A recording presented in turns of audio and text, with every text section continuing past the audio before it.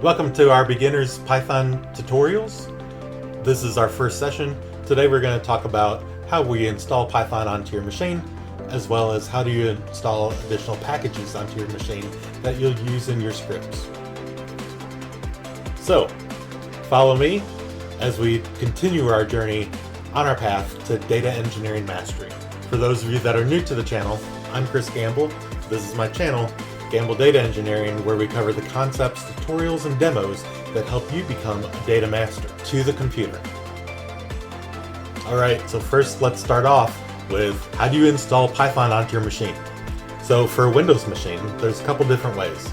First, you could go to the Microsoft Store and install it directly from the Microsoft Store. So you could get to the Microsoft Store by going to your search bar, type in Microsoft, and Store, and you'll see Microsoft Store come up. Click on Microsoft Store, it will open the Microsoft Store window, and from there you can type in Python, and then you'll see several options come up. You'll see that 3.11 is the one that I have installed personally, but there's newer versions here that you could get. So choose the most recent version that does not say beta and click on install. You'll see that it'll take a few moments, but it will install Python onto your machine. The other way to install Python will be to go to python.org in your browser, and from there you could go to downloads, choose your operating system. You click on the button right below where it says download for Windows in my case. Once you do, it will install an executable onto your computer, and then once the executable is installed, you could double click that and it will install Python onto your computer. So those are a couple of ways that you could install Python onto your computer. Now, the program that you see up on my window today is called Visual Studio Code. Visual Studio Code is a common code editor that programmers use to do their scripting. You could actually install additional packages from directly within Visual Studio Code, or you could go to your command line interface by going down to your search bar. In the search bar, type in CMD for command. You'll see your command prompt come up.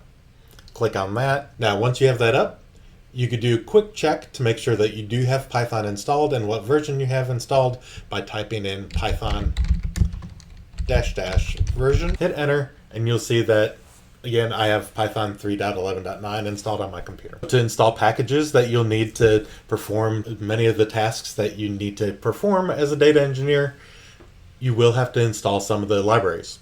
You could find those libraries by going to pypy.org, where you could search projects.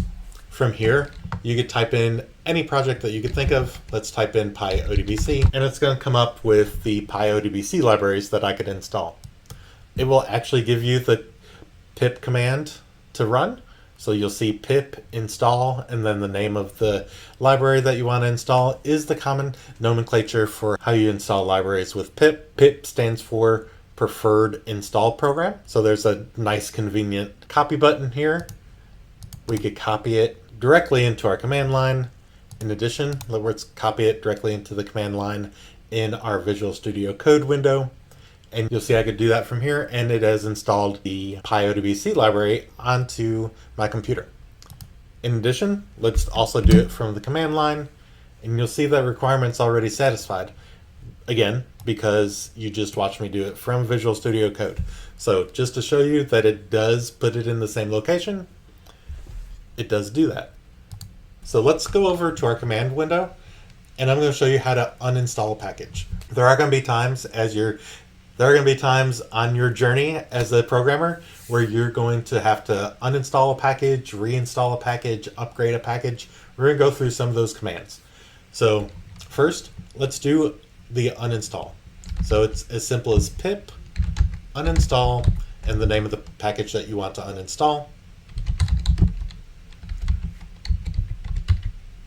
So we're going to uninstall pyodbc, hit enter. You'll see that it's uninstalling the package.